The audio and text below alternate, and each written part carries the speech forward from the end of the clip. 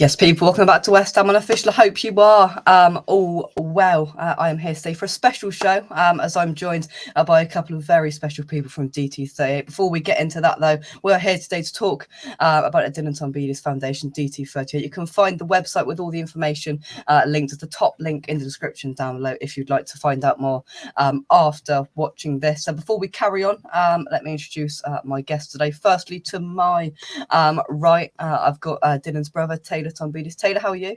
I'm very well, Jake. How are you? Yeah, not bad at all. And I've got Dylan's mum here as well, Tracy. Tracy, how are you? Yeah, I'm very well, thanks, Jake. Good. Let's just head into the chat and see who we've got in today. Robert, I hope you are well. Where has the time gone? Indeed. Lawrence, I hope you are well, and Neil from Down Under as well. So we're in England, Australia, and in the USA at the moment. So that's good to see. Right, so we're going to start off. Taylor, I'm going to start with you.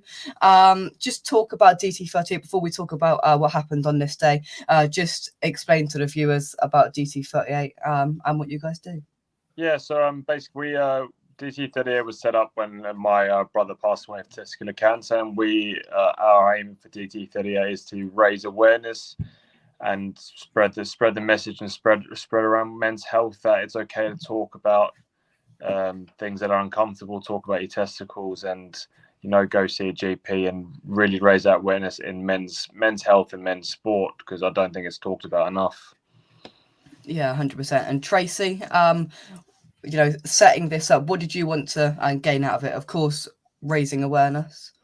Well, definitely raising awareness. I think the thing that hits home with me the most is when Dylan did pass away, and we were sitting around talking with all his friends, and that he actually, that everyone did not know what Dylan's symptoms were. They knew nothing about the disease, and so I felt we were very fortunate to come from an area that was relatively well educated, and for people to know nothing about something that affects men in such an early age, that was the reason we took the direction we did, to raise awareness about testicular cancer, to provide awareness so that people could look for early detection symptoms and signs, and give them the necessary tools to take their own health into their own hands.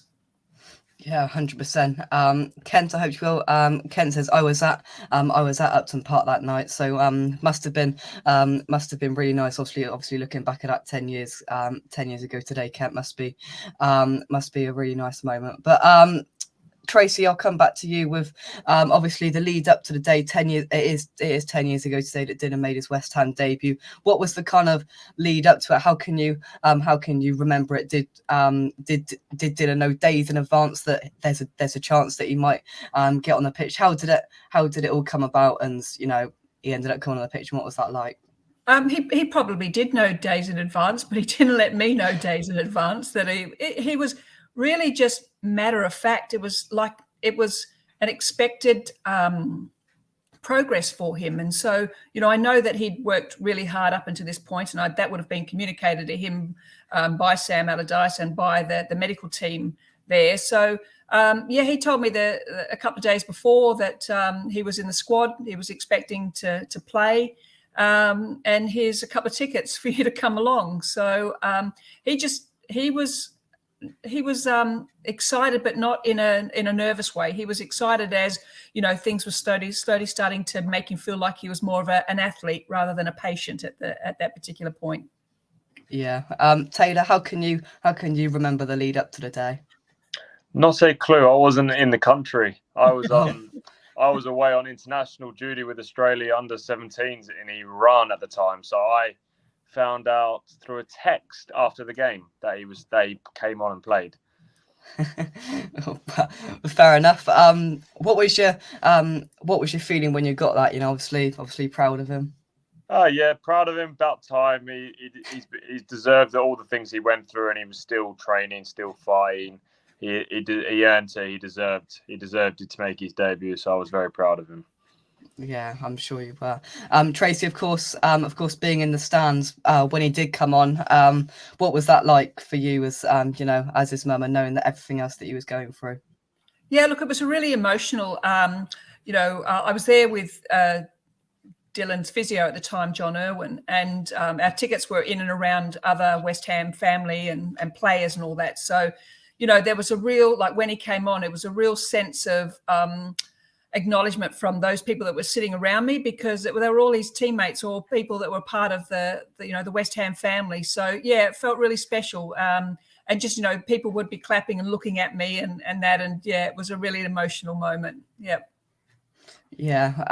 And just to kind of add to that, Taylor, as well, is that you know, what an amazing day it was for Dylan, and of course with everything that was going on with him, it just showed the determination for him to play football. And I'm sure everybody that was at Upton Park that night, even if you weren't, that you could feel, you know, the immense proudness from everybody involved. Oh, absolutely. People knew Dylan, people knew Dylan's story, knew how much of a fighter he was. So for him to be making his debut through being a patient, still going through all his treatments, was an impressive defeat, impressive from him. So yeah, nothing but proud from the family and all his friends. It was an amazing experience for him. Yeah, brilliant. Tracy, how can people support DT38? So now, what's the kind of situation with the foundation at the moment, and how can people support?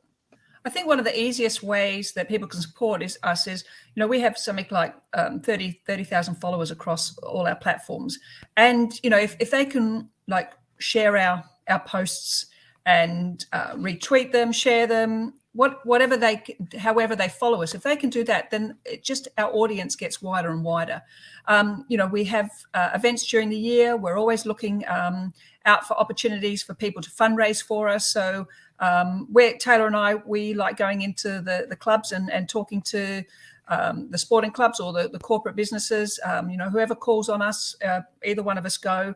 And we like to be able to talk to people and tell them what they need to know about testicular cancer and how it can affect anybody. So yeah, just by sharing our social media posts, that's a huge big help. And you know, if anybody wants to do any fundraising within their community or within their clubs, to get in touch with us, because we'd love to get involved. Yeah, as I said at the start of the show, of course, all information you can find it in the description on the website. And of course, Taylor, you as well love to do the 10K run in July to help out, don't you? Oh yeah, absolutely love it, Jake. I can't wait for the next one, mate. The worst thing I ever agreed to do, but it's for an unbelievable cause, so I will happily run 10K. I can see you just counting down the days to July again, aren't you? Oh yeah, definitely. Like, I've got a calendar out counting down the days so I can somehow avoid it again. Exactly. Kent says it was a moment filled with pride for the fans when Dylan came onto the pitch. I'll never forget it. It was very emotional for myself at the time, and I'm sure you could feel, Tracy, inside the stadium, just that, just the kind of sense of emotion and the and just everything involved with that moment. And as he came on, I'm sure for you, just so much is going through your head and so many proud emotions coming out. Oh, absolutely. Because, you know, I knew that all his life, you know, since he was a young boy, that he'd been working towards a moment like this. And so to be able to get his opportunity, you know, at this particular point was, you know, it was like it was that tick, you know, checking off that box that was unfilled at the time. So I think also too, at the time he did come on, there was, and I know I've mentioned it before in talks, there was a lady sitting behind me, and her son said to her, you know, why has that boy got no hair? And the mother said, oh, I don't know. And I turned around and I said, oh, it's because the medicine he's taking is making his hair fall out. And the mother it was just the way she responded to me. It was like, oh, what medicine could that possibly be, sort of thing. And so when I said chemotherapy, it was, you know, it was a real shock to her. And so anybody that knowing his story and knowing that, you know, just how chemotherapy is supposed to strip you, you know, of your energy, your muscles, your health, you know, for him to be out there after going through so much, it was a real testament to his character.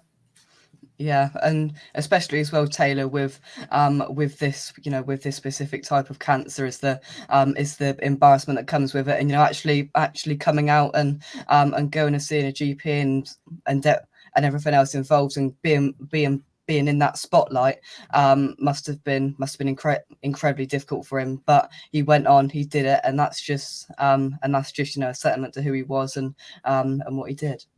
Yeah, absolutely. He was never a shy person. Let's say that. He was always liked the challenge, always up for something to be different. He was always the different person in the change room, always wearing the bright coloured clothes or really weird clothes. He was always wanted to be a standout, and he was definitely a standout on that pitch that day for sure. So I'm sure he embraced every moment of it.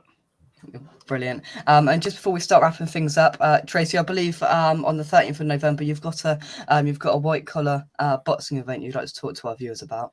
Yeah, we have our fourth annual white collar boxing on the 13th of November, held down at York Hall, and tickets are available on our website. And it's a wonderful day. You know, we've got 22 boxers again this year, ready to step into the ring. Sometimes for their first time experience, sometimes some of them are repeating it for the third and fourth time. So all ages, all abilities. So if you would like to come down and get involved and have a look, if you're interested in even maybe participating in the following year, just come down and reach out to us on the website and get tickets.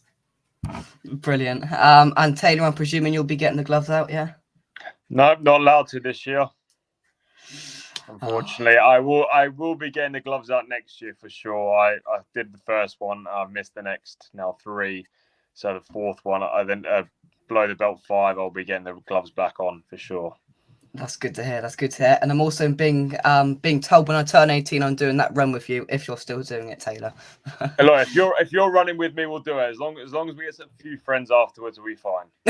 Good stuff. Good stuff. Tracy and Taylor, anything else you'd like to add before we wrap things up? No, just to thank you very much, Jake. You're an ambassador for us, which we're really pleased to have you on board. But we're grateful that you keep involving us so we can spread the word, and especially on today. 10 years, it's where's the time gone exactly? It's just flown. So yeah, thanks for having us. Thanks for sharing and remembering Dylan on this day, and continuing to raise awareness with us. No, thank you very much for agreeing to come on. And Taylor, anything else you'd like to add? No, I just want to say thank you very much for inviting us back on. It's always a privilege and a pleasure to be on this podcast with you. And yeah, keep doing what you're doing because you're doing really awesome. Cheers. Thank you very much, guys. You can find out, as I said, all the information that you need to find to help support or do whatever. Social media, DT38, and the website is in the description down below. So you can find that all information there for what you will need. Thank you very much, everybody, for watching. Make sure you go down and you raise awareness in whatever way you can for DT38. That's it from us, Tracy and Taylor. Thank you very much for coming on, and that's it from us. Until next time, thank you very much, and we'll catch you soon right here on West Ham Unofficial. Cheers, guys, and bye-bye. Bye. Thanks, Jake.